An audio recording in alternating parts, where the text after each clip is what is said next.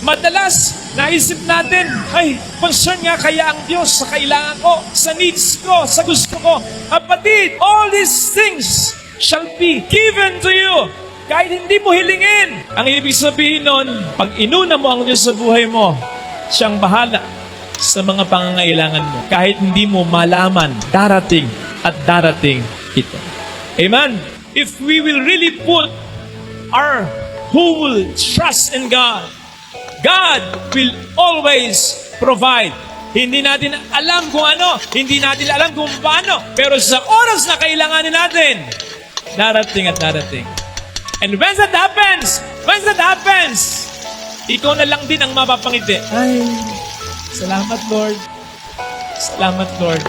Mapapangiti ka sapagkat maisip mo, ngumingiti sa iyo ang Diyos. Patunay, yung biyaya sa oras na kailangan mo, dadaloy at aagos.